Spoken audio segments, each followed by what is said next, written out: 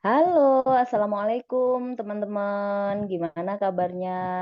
Semoga semuanya dalam keadaan sehat walafiat ya. Oke, ini perkenalkan saya Amiratul Muniro, biasa dipanggil Ami.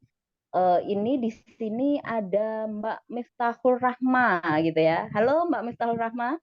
Halo Mbak Ami, selamat malam Oke, ya ini ya. Alhamdulillah ini kita malam-malam bikin podcast gitu ya. Harapannya kita mau ngomongin apa nih gitu ya malam-malam gitu. Sebelum ke ngomongin lebih lanjut gitu ya, mau aku kenalin dikit gitu background dari Mbak Rahma ini. Mbak Rahma ini adalah guru di salah satu SMP ya, bener ya Mbak Iya, bener Rahma? Mbak Ami.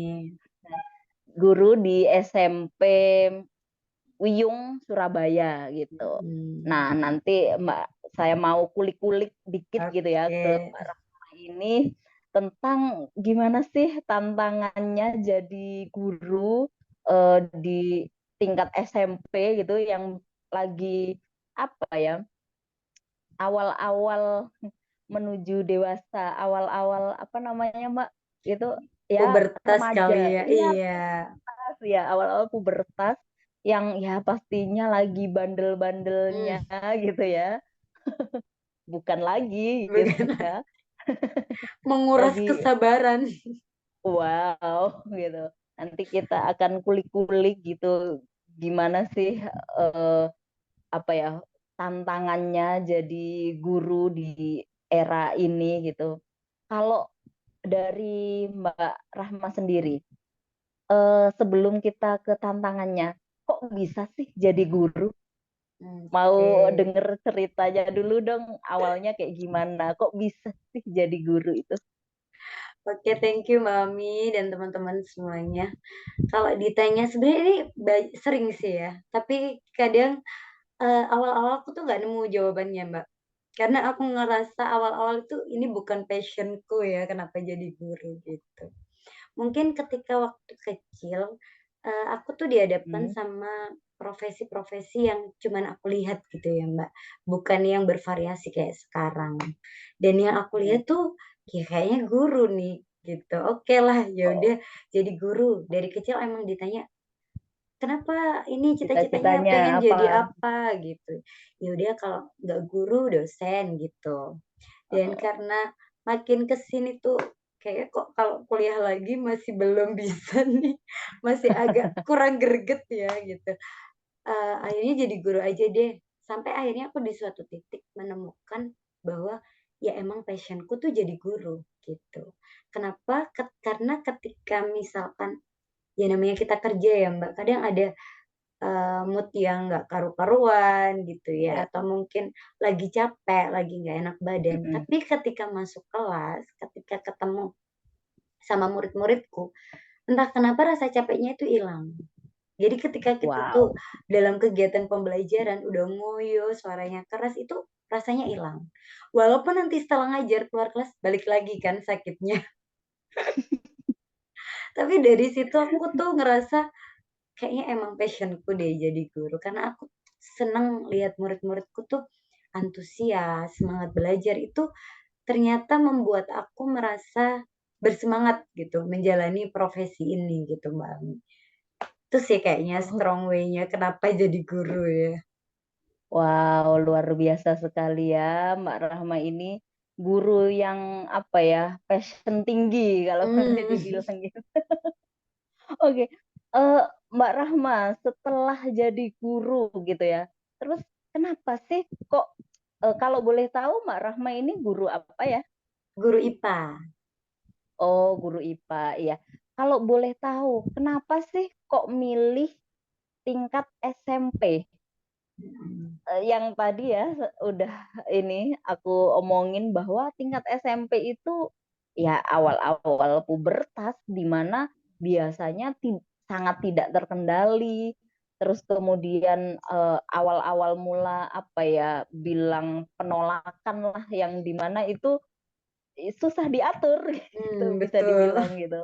Terus kok kenapa Mbak Rahma ini mau gitu kenapa nggak misal jadi guru SD yang bisa dibilang lebih mudah diatur gitu ya, atau guru SMA yang ya sudah cukup gede untuk eh, tahu atau untuk apa ya bisa memahami seperti itu.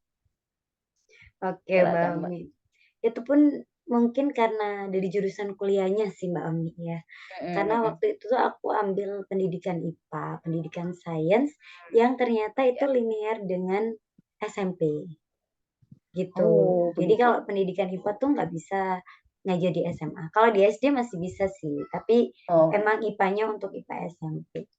Tapi Hmm. lagi-lagi nggak ada sesuatu hal yang terjadi tanpa alasan ya, karena supaya perjalanan apa ya, ketika masa kuliah tuh ternyata aku menemukan kenapa Allah menempatkan aku ngajar SMP. Jadi ketika misalkan di organisasiku tuh kan setiap semester kita tuh selalu magang Mbak Ami, semacam KKN lah Oh di iya iya. beberapa kabupaten-kabupaten terpencil gitu. Ya yang namanya anak KKN ini kan sering ngajarnya anak SD atau anak TK ya. Iya. Nah, ternyata untuk kesabaranku yang setipis tisu ini, itu nggak cocok, Mbak. Nggak cocok banget. Dan itu udah pernah nyoba gitu. Ketika ngajar anak TK, ternyata sabar kita tuh mesti lebih tinggi ya. Kita kan harus masuk ke dalamnya, terus harus telaten yang nyanyi-nyanyi ini itu gitu. Dan ternyata ketika ngajar SD yang kelas kecil, aku tuh nggak bisa. Mm-mm. Kurang Mm. sabar gitu, kurang yang Mm-mm. ayo kita kayak gitu. Ternyata jiwa aku nggak di situ. Bisanya yang kelas-kelas tinggi, kelas 5 sampai kelas 6 itu masih bisa. Karena bikin gamenya pun game-game yang emang dipahami oleh kelas tinggi Oh gitu. iya. Dan Iya. akhirnya kalau sampailah di SMP itu karena aku juga ngerasa cocok karena walaupun mereka bandel, tapi ada sisi childish-nya, tetap ada sisi Iya. lucunya, tapi juga ada sisi di mana mereka itu tumbuh gitu ya. Jadi Iya. anak-anak yang udah mulai berpikir dewasa, di situ kita bisa melakukan pendekatan seperti layaknya teman gitu. Kalau anak SMA sih aku belum pernah nyoba sih Mbak Ami gitu. Tapi kalau aku lihat teman-temanku yang ngajar SMA, Iya. itu kayaknya malah lebih berat karena kan kita memposisikan diri kalau SMA tuh kayak apa ya kayak temennya malah kalau Mm-mm. kita mungkin kayak gurunya nyuruh-nyuruh kayak gini kayak gitu sepertinya mereka nggak cocok dengan pendekatan yang kayak gitu itu sih Mbak Hmm. Ami kan yang aku Oke. ngerasa klik lah kalau di SMP ini. Oke. Jadi ini ya udah eh, paling klik di SMP ini, Mm-mm. ternyata Ya. udah nyoba di SD, ternyata kok ya nggak cocok karena tisu dibagi 10 itu tipis banget gitu ya Betul, malah kesabarannya. nangis anaknya diajarin. Aku soalnya pernah sejak itu aku kayak wah gak cocok ini. Oh, jadi ini ya kesabarannya sangat ini Sangat butuh tipis. kesabaran yang tinggi gitu. Oke, Mbak, ini kan apa ya? Belakangan lagi marak eh, kasus-kasus gitu ya, banyak banget kasus-kasus di Indonesia terutama itu tentang perundungan. Jadi kalau ngomongin pendidikan gitu ya, sisi hitam lah istilahnya ya, sisi hitam di balik layar itu adalah sisi negatif dari pendidikan adalah perundungan gitu. Yang mana akhir-akhir ini ada banyak sekali berita-berita yang tersebar dari mulai yang anak SD matanya dicolok Kalau sampai iya sampai buta, kemudian ada yang anak SMP bakar sekolah, kemudian ada perundungan yang kekerasan yang divideokan seperti itu. Nah, itu pastinya apa ya puncak dari gunung es yang sangat tinggi dan tidak terlihat gitu. Nah, kalau Mbak Rahma sebagai pengajar atau pendidik di sini. Itu gimana sih cara Mbak Rahma ini apa ya mengatasi adanya perundungan tersebut? Ya, tentu kalau fenomena yang belakangan ini terjadi tuh apa ya Mbak Ami? Itu bikin miris kita semua sih Mbak Ami ya. Karena Banget memang banget. kayak mungkin di zaman kita gitu Mbak Ami ya, entah karena medianya nggak expose, tapi di zaman kita itu kayak nggak ada gitu loh ya, atau mungkin tidak terekspos kita juga nggak tahu, tapi nggak Hmm, sebegitu kejamnya lah gitu. hmm, Kalau dalam kacamataku dulu ya sebelum penerapan di sekolah, mungkin hal itu terjadi yang pertama tuh aku dulu pernah baca ya, salah satu efek anak-anak yang suka main game, game hmm. online Iya, gitu. Di situ iya. kan adegan kekerasannya tuh nyata tuh. Ada seorang psikolog, kalau nggak salah Bu Eli Risman itu bilang dampak game ini bahaya loh bagi anak-anak gitu. Dan aku rasa sekarang ini yang kita unduh selama ini, yang kita dapati selama ini anak-anak kita kayak gitu, yaitu udah ditanam beberapa tahun yang lalu. Gen Z ini udah terpapar sosial media, udah terpapar game dari awal sehingga bagi mereka kekerasan yang seperti itu tuh hal yang biasa. Kalau bagi kita kan itu udah jahat banget lah ya. Udah berani Iya. kayak gitu tuh jahat banget. Tapi mereka dari kecil udah terpapar yang namanya kekerasan, terus di gamenya juga darah-darah dan lain sebagainya itu hal yang lumrah sehingga mereka pada saat ini menormalisasi hal itu. Makanya kenapa zaman sekarang tuh banyak sekali perundungan-perundungan baik yang dilakukan dari tingkat SD maupun tingkat SMA. Itu sih eh, kalau menurut analisisku ya Mbak yang aku runtut dari Iya. sana. Terus gimana sih kita sebagai seorang pendidik di sekolah untuk membenahi hal tersebut gitu. Karena kan mereka juga membawa bibit itu dari pendidikan sebelumnya atau bahkan Iya. dari lingkungan yang diverse banget Mbak. Kalau di sekolahku yang negeri itu, wah latar belakang keluarganya kan udah macam-macam ya datang dari Iya. sekolah. Yang pasti yang pertama kita bangun satu keyakinan sih atau kesepakatan lah kalau kita bilang ya di kurikulum sekarang tuh kesepakatan bersama antara sekolah, siswa dan orang tua. Bagaimana kita membangun iklim sekolah yang positif dengan menanamkan kepada siswa untuk tidak saling membuli, menghargai sesama temannya walaupun berbeda-beda. Kemudian memasukkan nilai-nilai di dalam kelas bahwa perbedaan itu wajar kok. Beda warna kulit, terus beda gender ya misalkan, atau beda secara fisik yang lain itu wajar, nggak apa-apa gitu. Dan itu nanti kita temui ketika mereka lulus, mereka akan menemui banyak sekali perbedaan-perbedaan itu. Kemudian memahamkan mereka bahwa bullying itu ada konsekuensinya loh, bahkan ada hukumannya lah gitu. Memahamkan mereka tentang konsekuensi apa yang akan mereka dapat ketika mereka dibully. Dan yang terakhir mungkin sekolah itu punya program ya, kalau di Indonesia tuh punya program sekolah ramah anak gitu, Mbak ya. Hmm, Dan di ya. sekolah ramah anak tuh eh, kesetaraan gender cewek cowok, terus toleransi, intoleransi itu kita tanamkan terus lewat sosialisasi ke anak-anak, lewat program-program sekolah, sehingga itu adalah cara-cara kita untuk biar anak-anak tuh apa ya meminimalisir bulian-bulian itu tadi.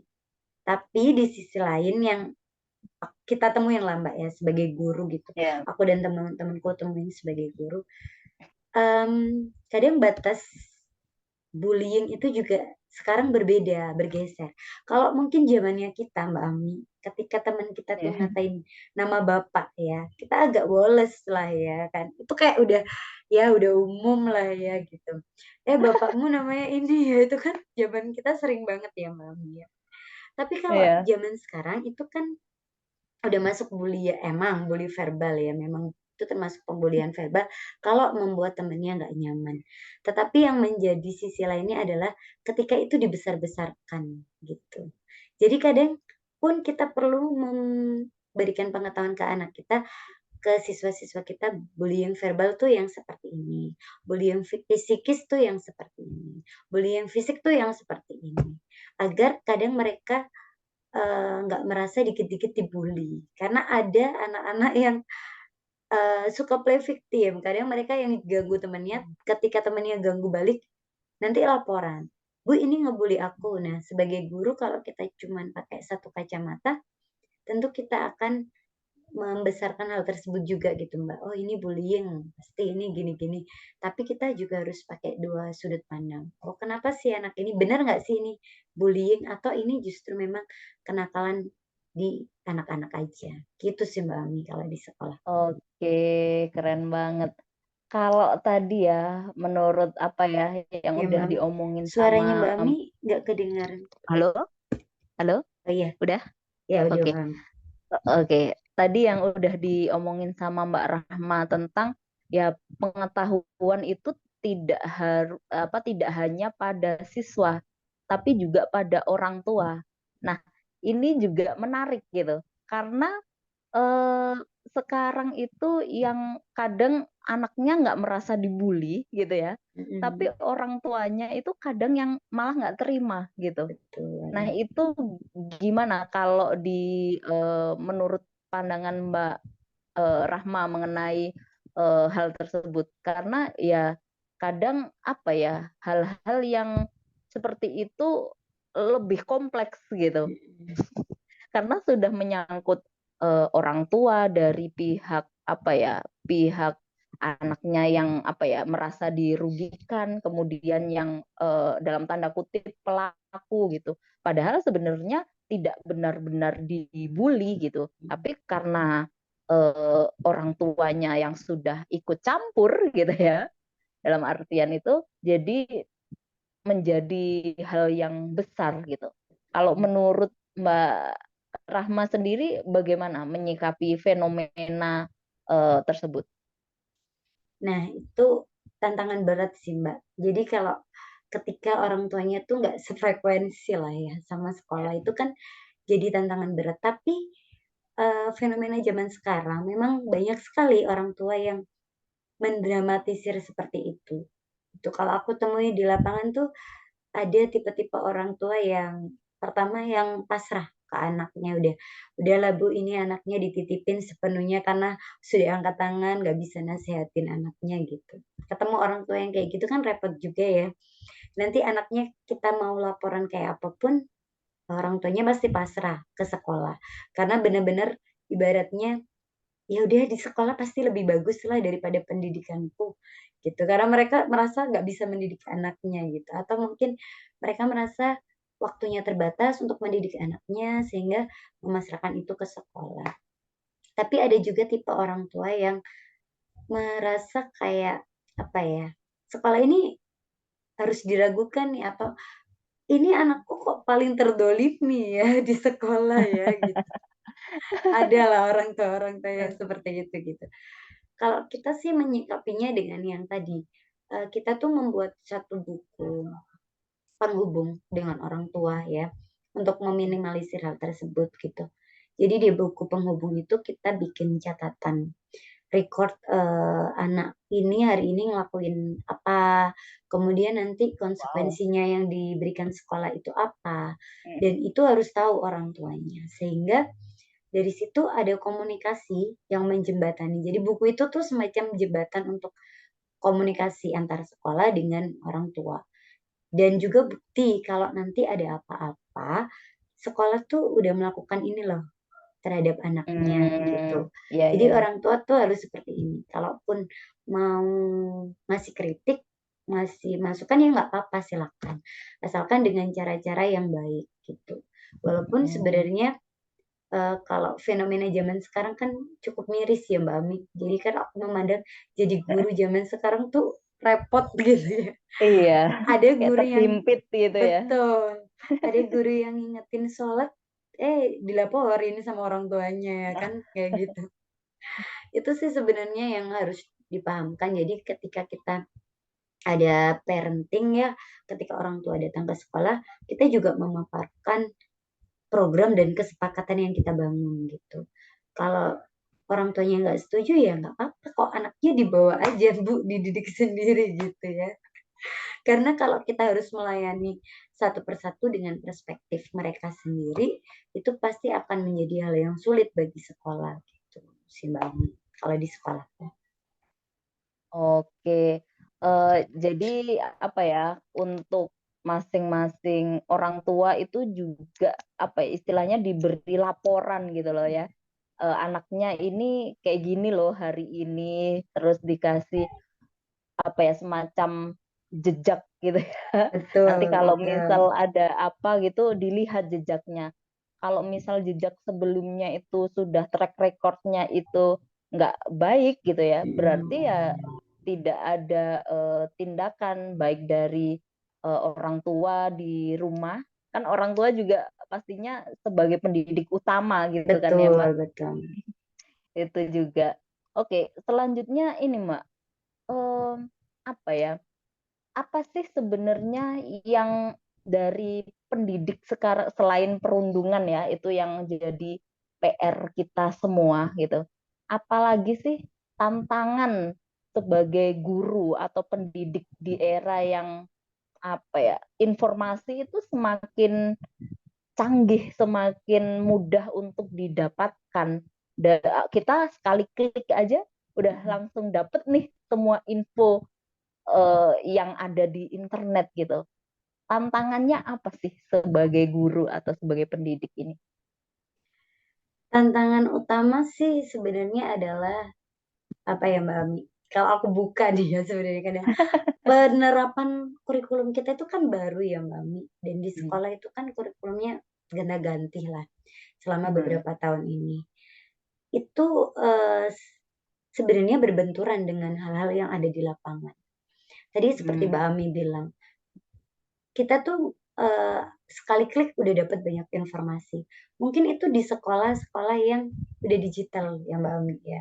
Karena aku pernah juga ngajar di sekolah seperti itu yang anaknya tuh udah mandiri, kompetensi kognisinya itu udah oke. Tapi ternyata di sisi lain bahkan di Surabaya pun, bahkan di tingkat SMP kita tuh menemukan anak-anak yang belum bisa baca, tapi udah SMP gitu Mbak Ami. Wah, Ya, gitu Mbak. Jadi tuh kayak semacam bahkan di tingkat Surabaya aja kesenjangan pendidikannya tuh kelihatan banget gitu. Dan ketika kita mau menerapkan kurikulum merdeka yang satu fase ini gitu ya, yang apa ya, kayaknya muridnya tuh pasti bisa lah beraktualisasi sendiri dan lain sebagainya. Guru yang harus melayani setiap siswanya itu emang setuju banget sih Mbak Ami.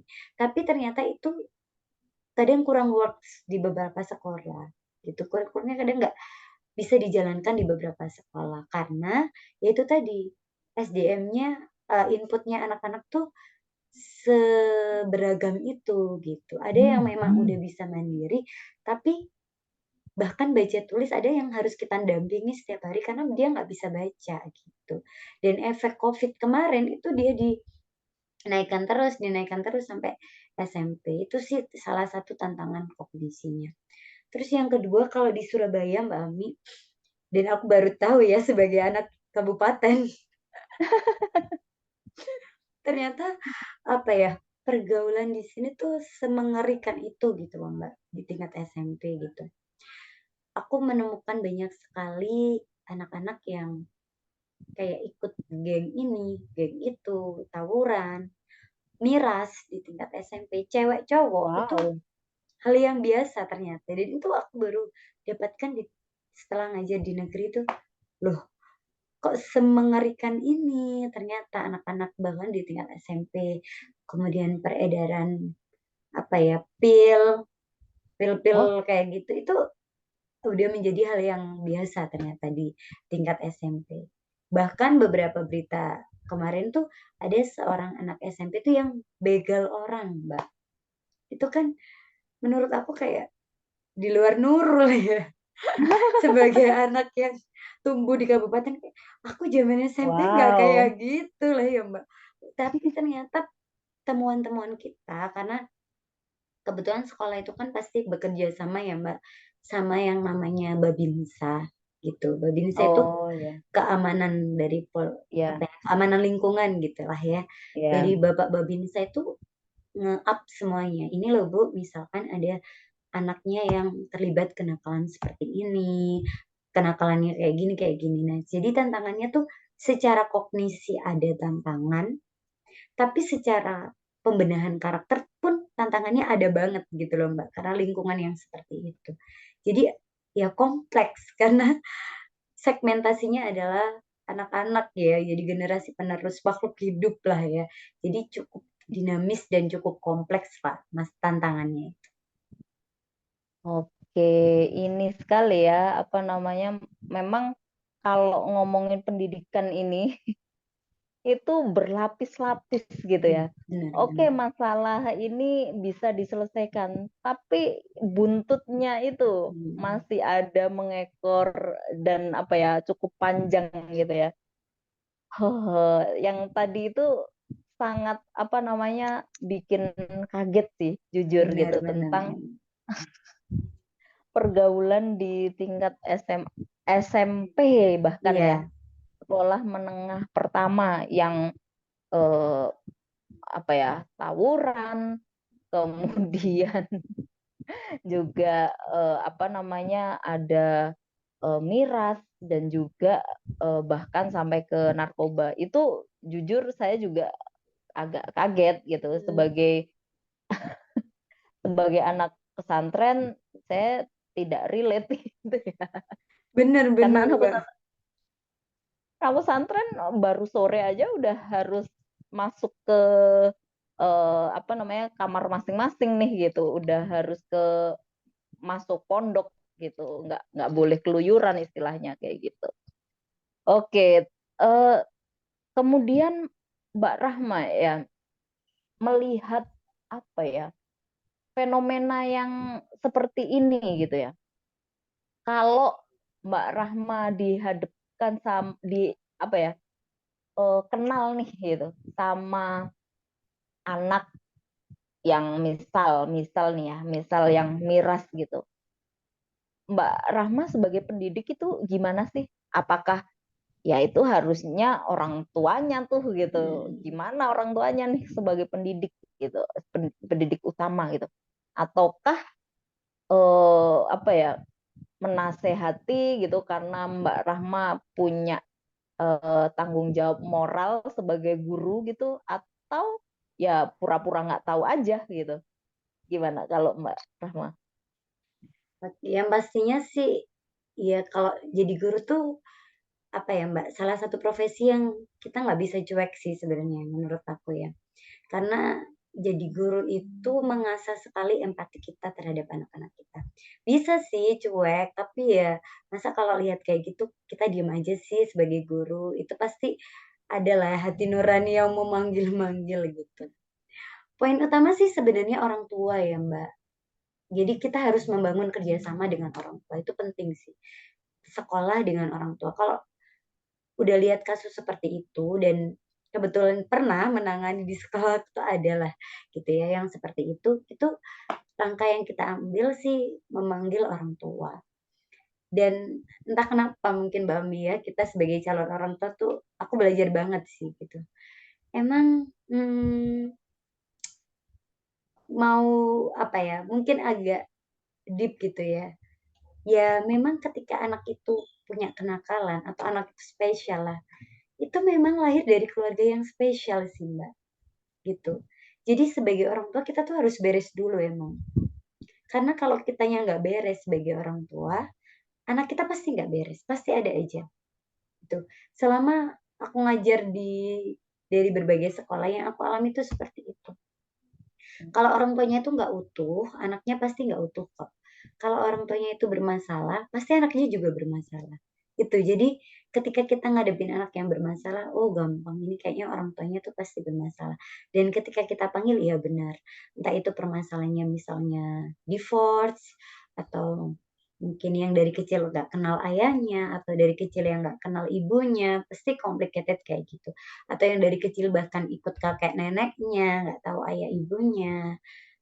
Banyak lah ya yang seperti itu. Itu pasti kita temuin Walaupun nggak 100% ya Mbak Ami ya, tapi kebanyakan yang kita temuin pasti seperti itu. Jadi yang kita lakukan adalah memanggil walinya untuk membuat komitmen bersama antara anaknya, walinya, juga sekolah. Karena gimana pun itu termasuk melanggar aturan yang ada di sekolah. Jadi mau nggak mau kita harus kasih konsekuensi yang mungkin konsekuensinya tuh bersifat apa ya, memberikan pembelajaran dan menumbuhkan kesadaran untuk anak-anak. Kenapa nggak boleh minum minuman keras seperti ini? Selain diedukasi secara apa ya, undang-undang mungkin hukumannya, tapi kita sebagai aku mungkin ya sebagai guru IPA juga harus mengedukasi anak tersebut dalam masalah kesehatan gitu.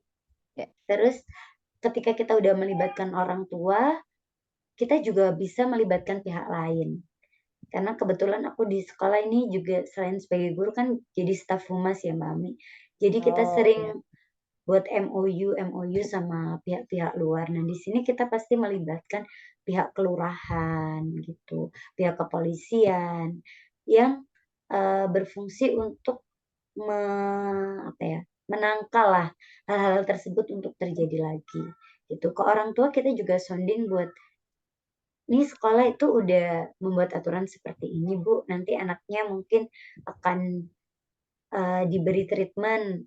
Misalkan diberi treatmentnya itu adalah dia melakukan apa, diberikan kesadaran untuk gak minum minuman keras lagi gitu. Mungkin dengan cara pulang sekolah itu diberikan materi tambahan tentang miras atau dia berliterasi tentang miras, kemudian mengkampanyekan ke teman-temannya gitu. Tapi di rumah kita juga minta tolong orang tuanya buat membatasi anak-anak untuk jam main misalkan Mbak. Karena Hmm. kebanyakan yang seperti itu ketika orang tuanya tuh lost control ke anaknya. Jam mainnya boleh malam nggak apa-apa, boleh pulang jam 1 anak perempuan boleh. Nah yang kayak Oh, gitu kan dan itu banyak Mbak Mi ternyata di fenomena di Surabaya. Dan kita sebagai sekolah kan harus memahamkan ke orang tua kalau sekolah udah ngasih edukasi seperti ini, ya ayo orang tua juga ngasih edukasi yang sama gitu. berpartisipasi gitu Iya. ya. Jadi kita benerin nih sama-sama anaknya, bukan hanya dari sekolah. Nanti melibatkan tim kepolisian, tim kelurahan buat apa? Jadi kayak Satpol PP atau Babinsa tadi, setiap malam tuh kadang sweeping Mbak Ami ke Ya. beberapa titik untuk membubarkan keramaian-keramaian anak-anak gitu. Karena ternyata awal mula kayak minuman keras, tawuran, Ya. bentuk geng ini itu ya dari perkumpulan-perkumpulan yang mereka buat gitu Mbak. Yang Oke. terjadi. Heeh. Eh, apakah gini ya? Pernah nggak sih ada kasus atau mungkin ada kejadian gitu di mana pada saat itu di istilahnya ada perkumpulan nih, kemudian dibubarkan atau di apa ya dilarang gitu, sehingga anak-anak ini merasa dibatasi dan apa ya tidak dibiarkan untuk berkarya gitu. Pernah nggak ada kejadian seperti itu? Pernah Mbak Ami. Entah kenapa kalau di sekolahku ya, mungkin karena di pinggiran Surabaya atau apa, atau mungkin culture-nya mungkin seperti itu ya Mbak. Itu anak-anak kecenderungannya adalah membuat geng. Nah, geng itu biasanya tawuran antara satu tempat ke tempat lain dan itu juga include lah dari sekolahku tuh pernah lah tawuran sama satu dengan yang lain. Terus yang kita lakukan kan anak-anak tuh suka ya Mbak berkaryanya tuh lewat eh, supporter gitu. Mereka tuh Oh, senang sebenarnya supporter, futsal, terus apa. Jadi kita memberikan konsekuensi, kamu boleh ikut supporter, kamu boleh menghidupkan supporter sekolah, tapi dengan catatan nggak boleh membentuk kelompok di luar supporter itu tadi. Jadi kalau kita nemukan geng-geng anak-anak yang misalnya sama sekolah lain dan lain sebagainya, kita minta mereka bubar atau keluar dari geng tersebut. Nanti kita laporkan temuan geng-geng itu ke kepolisian dan lain sebagainya biar ditindaklanjuti. Nah, imbasnya adalah ketika mereka udah bubar ketika mereka memang udah menyatakan mengeluarkan diri atau mereka udah menunjukkan nih buktinya aku keluar dari grup dan sebagainya, mereka boleh kok menghidupkan eh, kayak supporter tadi atau mereka bahkan kadang kita bukan maksud menghalangi ya Mbak, tapi kita pernah untuk mengatasi itu kita banned mereka untuk nggak bisa ikut futsal karena kita takutnya mereka tuh justru akan eh, enak-enakan ya nggak apa-apa kok aku boleh ikut geng-gengan tapi aku juga di sekolah tetap bebas kayak gitu. Nah itu yang nggak kita mau gitu karena kita lebih em, apa ya preventif lah mencegah gitu Mbak. Hmm. Karena kalau tawuran itu Mbak Ami, aku pun baru tahu ya setelah ngajar di negeri. Yang dinamakan perang sarung itu ternyata sarungnya dalamnya tuh ada kayak rantai, ada Ah, celuritnya, gitu Mbak Ami. Jadi astagfirullah. mereka tuh tawuran perang sarung kan aku nggak tahu perang sarung itu apa. Ya ternyata di dalam sarungnya tuh ada senjata kayak samurai dan lain sebagainya. Ya nggak aku pun nggak tahu mereka tuh bisa dapat bebas kayak gitu dari mana ya. Dan itu dibuat ini tawuran jadi pasti melukai dan itu kan udah kriminal ya Mbak itu sih yang kita cegah dari sekarang. Oke. Kalau perang sarung di zaman kita dulu kayaknya abis sholat tarawih gitu ya, sabet-sabetan, Betul, aku pun mikirnya sabet-sabetan. gitu Mbak. Aku dulu oh perang sarung ya ya udah tawuran perang sarung terus aku baca lagi perang sarung tuh gimana sih kan pasti ketika ada masalah tuh anak-anak dimintain berita acara kan disuruh Ya, nyeritain lah gimana ya. kejadiannya aku baca di dalam sarungnya ada samurai ya Allah itu nggak kepikiran sih. Astagfirullah. Dari dulu ini apa namanya abis sholat tarawih, eh, kalau yang cowok itu biasanya sarungnya itu dicopot, udah pakai apa namanya celana pendek gitu ya. Mm-mm. Sarungnya dicopot terus kayak sabet-sabetan sarung gitu. Betul. Kalau cewek itu bawahnya mau kena gitu ya, itu yang ini biasanya buat ya udah disabet-sabetin gitu juga.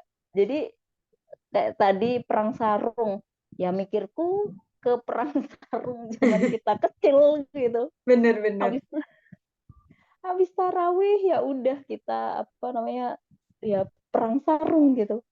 Ini udah bergeser sekali perang Mm. sarungnya gitu. Udah ke dikasih samurai lah, rantai lah. Aduh. Oke, Mbak Rahma. Tadi kan disebutkan ya, ini udah bukan udah bukan kenakalan remaja lagi gitu. Mm. Masuknya udah ke kriminalitas gitu. Nah, eh, ada hubungannya nggak sih Mbak antara kenakalan remaja dengan kriminalitas?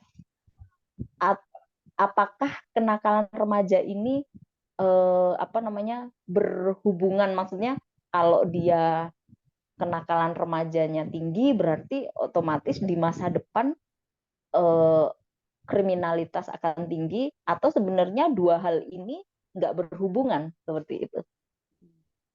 Kalau menurutku sih berhubungan Mbak Ami. Cuman Hmm. gini, anak-anak zaman sekarang itu nggak tahu batasnya kejahatannya tuh seperti apa gitu. Jadi ketika mereka main sarung, main perang sarung tadi, mereka menganggap itu hal yang wajar.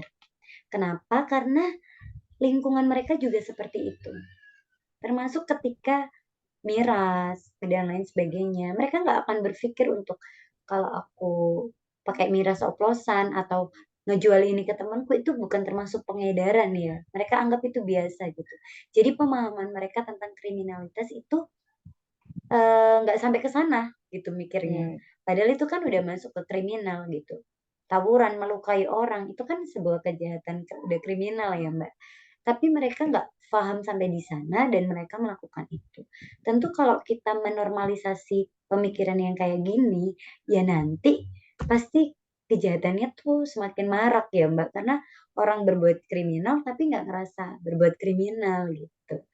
Kenapa sih Oke. mereka sampai di poin itu, di titik itu, kalau kita ajak ngobrol anak-anak, ternyata triggernya itu ya di lingkungan mereka, orang-orang dewasa, udah biasa Mbak gitu. Kalau tetanggaan sama orang begal ya nggak apa-apa gitu kan.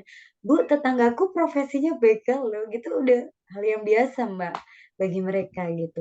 Itu kan bagi kita, wah mereka menganggap itu profesi loh. Padahal itu kan kejahatan ya Mbak Mi ya. Iya, Jadi iya, itu iya. sebenarnya PR sih untuk memahamkan mereka itu adalah tindakan-tindakan kriminal, menyebarkan ini, mengedarkan minuman-minuman, atau bahkan kadang anak-anak tuh udah kayak beli pil di mana gitu, udah bebas lah Mbak, tahu tempat yang jualan lah gitu. Dan mereka juga sering cerita kalau, "Bu, tetanggaku loh habis ditangkap karena ngedari narkoba," gitu. Artinya mereka apa ya, mencontoh itu dari Menormalisasi. iya, menormalisasi dan melihat itu di lingkungan mereka, yang mereka anggap, ya itu biasa kok orang keluar masuk penjara itu biasa kok gitu. Tapi kita kan sebagai insan pendidikan gitu Mbak ya, sebagai instansi itu kan lihat kayak gitu, ya nanti gimana masa depan mereka, nanti gimana nih, kehidupan bermasyarakat kalau hal-hal kayak gitu kita normalisasi gitu sih Mbak. Oke, iya, iya.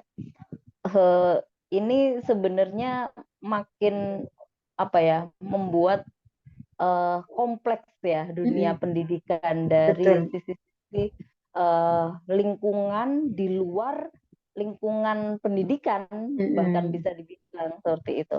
Nah, kalau sudah seperti ini gitu ya, eh, peran pendidikan gitu ya, itu berada di mana sih untuk orang-orang yang secara lingkungan itu dia bisa dibilang sudah tidak ideal gitu mmm, sebagai seorang siswa gitu ya. Untuk yang dilihat sehari-hari ya seperti tadi sudah dibicarakan bahwa Bu, tetanggaku begal loh gitu. mhm, Bicara seolah-olah kayak ngomong tetanggaku jualan piscok loh gitu. Padahal itu mhm, begal, wow gitu. Itu kalau diomongin ke polisi bisa langsung di mhm, apa namanya digerebek di mungkin ya. ya makanya digerebek langsung bisa gitu kan. Tapi ini kayak dengan santainya gitu ngomongnya. Mhm. Nah, itu kalau menurut Mbak Rahma peran pendidikan utamanya pendidik itu di mana? Iya. Dalam kondisi kayak gini menurutku sih pendidikan berperan utama ya Mbak, walaupun bukan pertama. Karena balik lagi kalau pertama itu harusnya kesadaran anak-anak itu dimulai dari keluarga sih. Itu kan yang poin penting ya. Karena mau sebagus apapun sekolahnya, ketika udah di lingkungan keluarga dia nggak punya kesadaran, itu percuma gitu. Karena sekolah kan cuma punya waktu paling lama anak-anak berapa sih sekarang kan 3 tahun. Terus dalam satu hari kan paling lama berapa gitu mereka di sekolah. Weekendnya pun tetap di rumah sama keluarganya, sama lingkungannya gitu. Cuman pendidikan di sini harus berkiprah utama dalam hal membangun kesadaran tadi ya.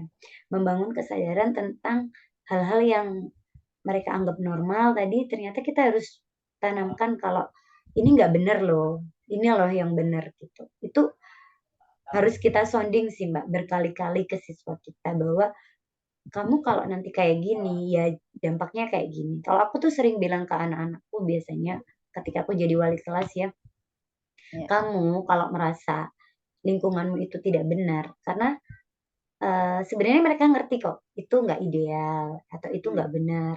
Kadang aku suka ngasih apa ya, lembaran kayak kertas refleksi gitu ya Mbak, yang buat gambarin mereka, gambarin keluargamu kayak gimana gitu. Kadang mereka nulisnya keluargaku berantakan Bu, itu kayak udah nggak bisa digambarin pakai kata-kata kan Mbak Ami. Terus lingkunganku juga nggak berantakan Bu kayak gini.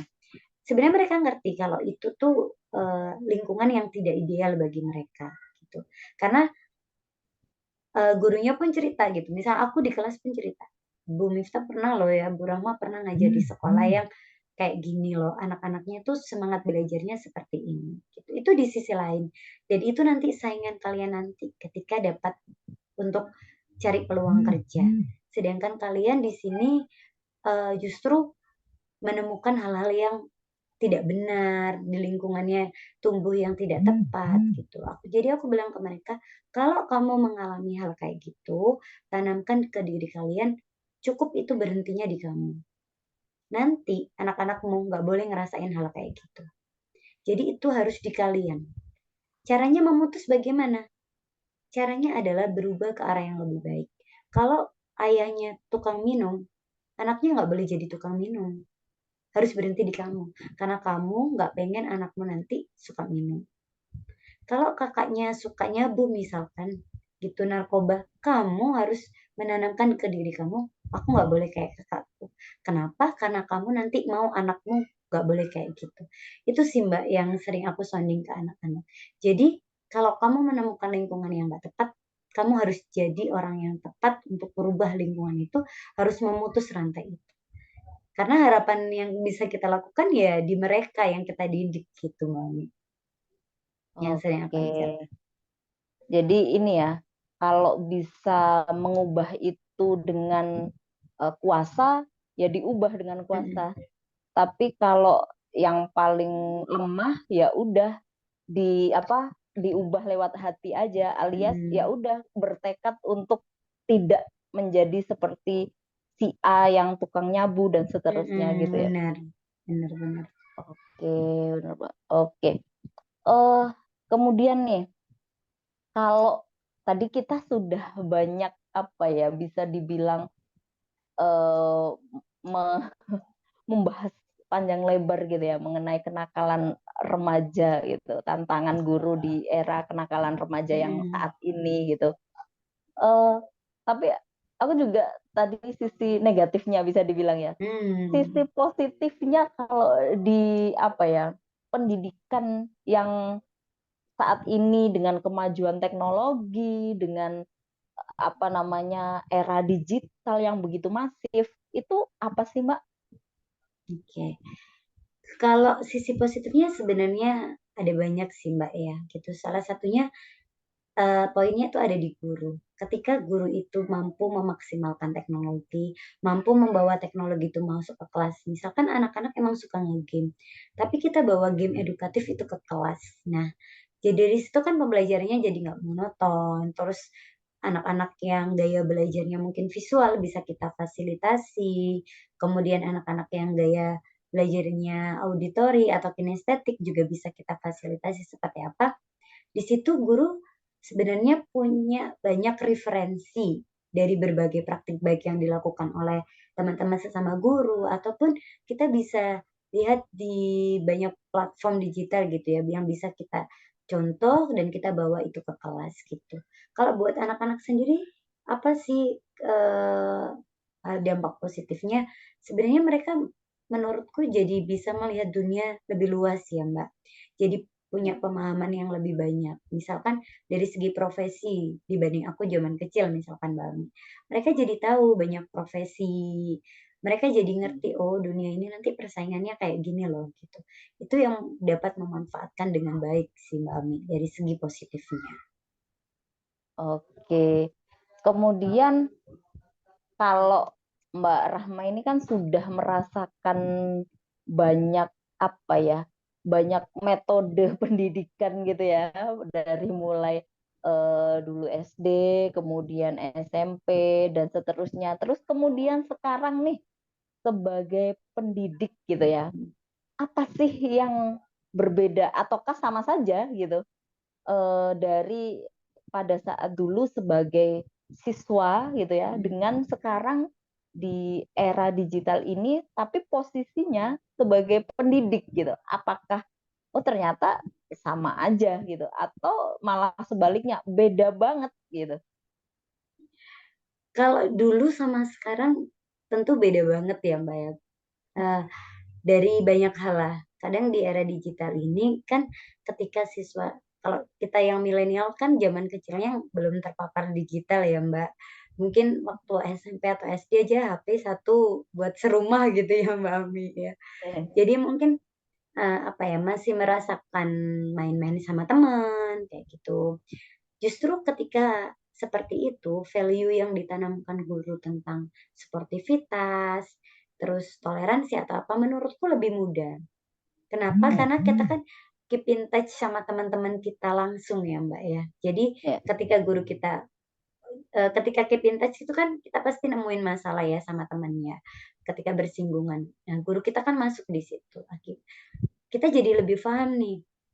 Oh, kalau toleransi itu kayak gini. Nah, sedangkan di zaman sekarang, di zaman digital, sosialisasi anak-anak itu di apa ya? Lebih ke di sosial media. Tapi ketika bertemu langsung ke temannya atau apa itu kan jarang ya Mbak Ami ya. Justru kalau seperti itu kita menanamkan value ke anak-anak tuh agak susah. Karena mereka tidak banyak bersinggungan dengan temannya, bersinggungannya cuma di sekolah aja gitu. Makanya ketika di sekolah kan penting bagi guru tuh membentuk kelompok untuk mengajarkan kerja sama tim. Kemudian menanamkan toleransi, misalkan kita bikin strategi permainan yang seperti apa, outing class gitu ya, yang random semua isi kelompoknya. Di situ kita mencoba menanamkan toleransi. Kenapa? Karena mereka tuh nggak banyak mendapatkan itu di masa kecilnya gitu. Di luar rumah pun mereka nggak mendapatkan itu. Udah di rumah sibuk sama gadgetnya, terus terpapar lagi mungkin kayak omongan-omongan negatif, jadi anggap aja mereka hal yang biasa ya, normalisasi lagi gitu. Itu sih sebenarnya range-nya antara zaman dulu sama zaman sekarang menurutku ya Mbak. Oke. Kemudian kalau tadi dibilang ya bahwa zaman sekarang itu lebih challenging gitu ya, Mm-mm. kalau bisa dibilang. Karena ya itu tadi jarang ada persinggungan gitu ya. Nah, kemudian eh, kalau Mbak Rahma sendiri gimana ya untuk dari pendidik gitu? Kira-kira yang mau atau menanamkan nilai-nilainya itu tadi dibilang bahwa oh pada saat sekolah, kemudian pada saat diadakan acara-acara outing seperti Mm. outbound itu ditanamkan nilai-nilai gitu. Nah, kemudian selain itu apakah ada apa ya kiat-kiat khusus gitu ya untuk menanamkan nilai-nilai ini ke dalam apa namanya value dari siswa-siswa ini agar mereka ya lebih satu sama lain itu lebih value tentang tanggung jawab pribadi mungkin, Mm. kemudian terus kerjasama itu lebih terasah kalau boleh dibilang.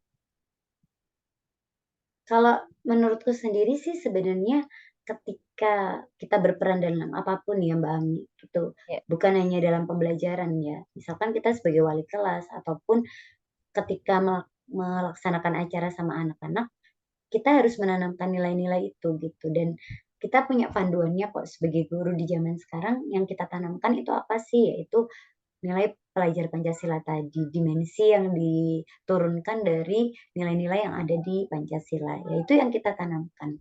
Karena mungkin itu yang sangat dibutuhkan anak-anak di zaman sekarang, pun nanti di zaman mereka saat dewasa gitu Mbak Ami. Mungkin gotong royong, beriman itu adalah pokok-pokok yang mesti kita bangun buat anak-anak di zaman sekarang untuk mereka bisa survive menghadapi zamannya mereka nanti gitu. Tapi untuk mengajarkan value itu, sejauh aku jadi guru ya Mbak, akhirnya aku tuh merumuskan kayak dua tipe gitu ya, jadi guru dua hal. Kita menghadapi Gen Z ini, pertama, kita bisa menurunkan standar sopan apa ya, standar normalisasi kita tentang kesopanan mungkin Mbak Ami. Biar kita jadi gurunya tuh bisa chill, bisa ke anak-anak, nggak cepet emosi gitu. Tapi negatifnya adalah ketika kita menurunkan apa yang dari standar kita, misalkan kalau kita kan sering ya guru itu di zamanku loh nggak seperti ini gitu. Mungkin termasuk aku ya. Di zamanku anak-anak tuh masuk ruang guru takut loh ketuk pintu. Kok sekarang anak-anak zaman sekarang nyelonong aja. Nah, kayak gitu ya Mbak Ami. Jadi seorang pendidik tuh mungkin kita bisa memahami, oh zamannya udah beda. Anak-anak zaman sekarang kan mungkin lebih berani.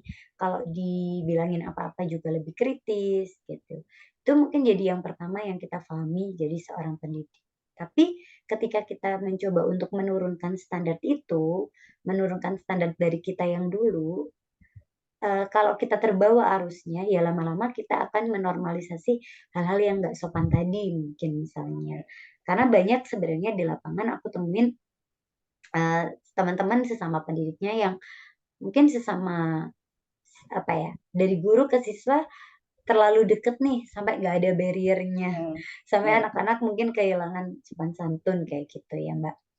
Atau yang kedua, kita jadi yang kedua. Jadi yang tetap punya value itu, tetap punya kebatasan itu sama seperti kita dulu gitu. Ya kalau masuk ruang guru ya harus ketuk pintu, harus salam, harus gini. Tapi yang kita lakukan adalah kita memperluas sabarnya kita sebagai seorang pendidik. Karena kita harus sadar, kita lagi berhadapan dengan anak-anak yang zamannya udah beda nih sama kita. Gitu. Jadi Ya. cara komunikasinya juga pasti beda. Terus sabarnya juga kalau dari 10 tadi harus ditingkatin lagi gitu. Karena mereka juga punya standar yang berbeda di dalam hidup mereka. Menurut aku pemahaman itu penting. Sehingga ketika kita menanamkan value-value tadi ya Mbak di dalam belajaran atau di kegiatan sekolah, kita jadi tahu gitu loh langkah apa yang harus kita ambil. Karena kalau kita sesama pendidik punya pemahaman yang sama, punya langkah yang sama, cara menanamkan ke anak-anak itu juga akhirnya nanti akan jadi sama. Itu menurutku Mbak Ami. Oke, luar biasa sekali ya. Kalau Mbak Rahma ini termasuk yang mana ya? Tipe pertama atau tipe kedua kalau boleh tahu? Karena kalau tipe pertama tuh ternyata aku nggak bisa Mbak Ami. Tetap kayak, aduh ini kan nggak standar ya. Jadi aku Eh, mencoba untuk memilih tipe yang kedua gitu. Dengan inhale exhale terus sih. Harus sabar, harus sabar. Berarti Mbak Rahma ini tipikal yang meskipun tadi dibilang ya kesabarannya adalah setipis Mm. tisu dibagi 10, tapi ternyata itu tisu yang ini belum dipotong-potong gitu ya. Jadi masih tebel gitu. Itu Karena tadi tebel banget punya tisunya. kesadaran zamannya beda. Dulu aku sih Hmm, sempet ya Mbak Ami ya, atau mungkin iya, kalau kita awal-awal ngajar lah ya, itu iya. kan kayak kesel banget ya anak-anak itu. Baper, kesel gitu. Tapi ya selama kita ngajar, akhirnya kan pasti ada perjalanan-perjalanan itu yang membuat kita, oh iya sih, anak-anak ini kan beda zamannya sama kita. Mereka kan Gen Z, mereka kan memang kayak gini, udah cetakannya dari sononya kayak gini, ya udah, berarti kan kita pun yang harus bukan menurunkan standar itu, tetapi kita harus punya cara lain nih untuk Iya, gimana mengajarkan cara value itu. ngasahnya aja gitu ya. Mhm, gitu, Mbak. Oke, oke. Pertanyaan terakhir nih ya dari untuk Mbak Rahma gitu. Apa sih eh, value yang ingin Mbak Rahma itu sampaikan ke semua murid-murid Mbak Rahma sekarang gitu? Baik yang sudah ataupun yang ingin tapi belum terlaksana seperti itu. Value yang pengen banget disampaikan tuh bahwa apa ya, kita semua tuh berharga kok gitu. Aku selalu bilang ke murid-muridku gitu Bang, karena ternyata di tempatku yang sekarang ngajar tuh kadang kan kita sebagai guru ngerasa kalau muridnya cuman cita-citanya apa gitu, nah kok cuman gitu aja gitu ya Mbak. Kok cuman pengen jadi guru sih misalnya gitu ya. Kok cuman kayak gini sih cuman cetek gitu. Atau kadang ada anak-anak yang ketika ditanya di tempatku sekarang, cita-citanya cuman ini Bu, pengen yang apa, pom bensin itu loh Mbak Ami, tukang ngisi pom Oh iya ya. bensin kayak gitu. Eee, aku belajar dari situ buat nggak apa-apa kok sebenarnya punya cita-cita kayak gitu. Karena setiap dari kita tuh kadang mulainya bukan dari nol, yang aku lihat di muridku ya. Kadang kita tuh mulainya dari minus. Nah, untuk mencapai apapun itu bukan nanti jadi apa, tapi gimana prosesnya. Itu sih yang aku tanamkan ke anak-anak gitu. Jadi nggak apa-apa kok nanti kalau misalnya kamu jadi kayak gini, kamu tetap muridnya Bu Rahma gitu. Kamu nggak apa-apa kok nggak jadi eh, apa wirausaha yang sukses atau CEO. gimana gitu ya Mbak ya, CEO misalnya gitu. Nggak apa-apa, kamu tetap murid kita gitu. Yang pasti yang harus dilakukan adalah ketika misalkan yang kamu jadi karyawan misalkan, ya jadi yang baik. Itu yang kita pengen. Ketika kamu menjadi seorang guru, ya jadi guru yang punya integritas. Ketika jadi seorang pegawai, ya pegawai yang teladan gitu, pegawai yang baik. Itu adalah poin yang pengen aku sampaikan gitu ke murid-murid, agar mereka selalu bangga dengan apa yang mereka impikan, apa yang mereka perjuangkan, dan kita sebagai guru pun nggak nganggap remeh. Nanti murid kita jadi Ya, apapun nggak apa-apa gitu. tetap Karena bangga ya. betul, karena yang mereka jadikan sekarang itu adalah hasil perjuangan mereka yang entah itu dari nol ataupun dari minus. Gitu, Mbak Ami. Apakah ada tadi belum ini terjawab yang value yang mungkin ingin disampaikan ke murid-murid tapi karena mungkin keadaan atau karena kondisi belum sempat tersampaikan gitu? Kalau value yang belum tersampaikan itu mungkin sebenarnya udah Mbak, tapi mungkin apa ya, Kurang jarang optimal. ya. Iya, kurang Eh, optimal ya. Itu soal empati sih. Itu aku merasa hmm, apa ya, tantangannya cukup besar untuk mentransfer itu ke anak-anak gitu. hmm, Coba kita berdiri di sepatunya orang lain, itu kan yang diajarin kan Mbak ya. Tapi ya, ternyata ketika mentransfer itu ke bahasa anak-anak atau mengajarkan ke anak-anak, itu agak susah. Padahal empati itu adalah kunci nggak maraknya bullying ya. Kunci untuk kita hmm. nggak membuli orang lain, untuk nggak ngejek orang lain, itu adalah empati sebenarnya. Cuman mengajarkan empati itu ternyata nggak semudah membuat kesadarannya ke orang lain atau mungkin di usia kita ya Mbak ya. Ya. Kalau ke anak-anak tuh mungkin egonya mungkin terlalu besar sehingga mentransfer itu tuh kurang maksimal ke mereka yang aku rasakan sekarang gitu Mbak Ami. Oke, subhanallah sekali ya Ibu Guru satu ini. Oke. Terima kasih Mbak Rahma. Mungkin Sama-sama Mbak terakhir Ami. ini ya, eh, apa yang mau disampaikan untuk para pendidik di luar sana yang apa ya sedang mungkin mendapatkan struggling yang sama mengenai dunia pendidikan, eh, terutama di era digital ini Mm, yang info semakin banyak sekali gitu dan bisa didapatkan dari mana saja, tidak hanya dari guru, tidak hanya dari, tapi sudah dapat dari banyak sekali sumber gitu. mm. Itu apa yang mau disampaikan kepada pendidik-pendidik di luar sana? Yang mau disampaikan mungkin secanggih apapun teknologi itu nggak akan bisa kok mengganti peranan kita sebagai seorang pendidik gitu. Dan setiap anak itu kan pasti punya rumah ya Mbak. Tapi sebagai seorang guru kita harus jadi rumah yang ramah. Karena nggak semua rumah yang anak-anak kita dapatkan itu adalah tempat yang ramah. Maka jadilah pendidik dengan rumah yang ramah. Jadi tempat yang ramah bagi anak-anak, jadi tempat yang menyenangkan, sehingga mereka pun merasa nyaman belajar dengan kita gitu. Dan nggak perlu takut untuk apa ya, meskipun kadang kita kan takut dilaporin, takut ini, takut itu gitu. Tapi selagi niat kita baik ke anak-anak, selagi kita juga tahu kode etik kita sebagai guru dan juga tentunya berhati-hati dalam bicara, ya tetap disampaikan aja hal-hal yang menurut kita baik gitu. Karena kita nggak akan tahu jadi seorang pendidik tuh kata-kata kita yang mana sih yang nancep ke anak-anak, atau mungkin kata-kata kita yang mungkin secara nggak sengaja ternyata bisa loh merubah hidup anak itu tadi. Kita kan nggak pernah tahu ya Mbak. Jadi ya lakukan yang terbaik. Makanya jadi pendidik tuh harus punya passion di dalamnya gitu. Karena memang nggak mudah. Terus kalau secara agama sih ya anggap ini amalan jariah kita gitu. Salah satu yang bisa kita lakukan adalah yang nggak terputus kan ilmu yang manfaat.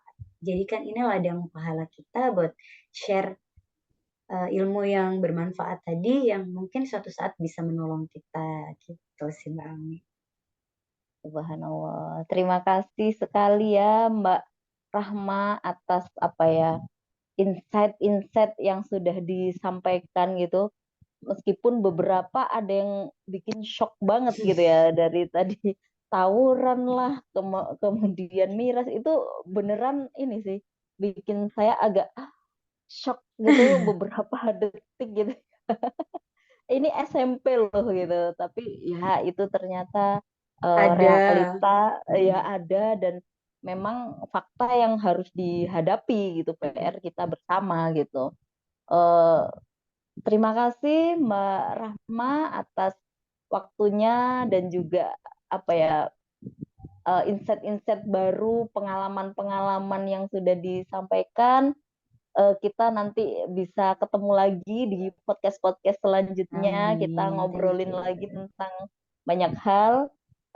Saya cukupkan sekian. Terima kasih Mbak Rahma. Thank you, Mbak Ami. Assalamualaikum warahmatullahi wabarakatuh. Dadah teman-teman Waalaikumsalam. semua juga. Semoga bermanfaat.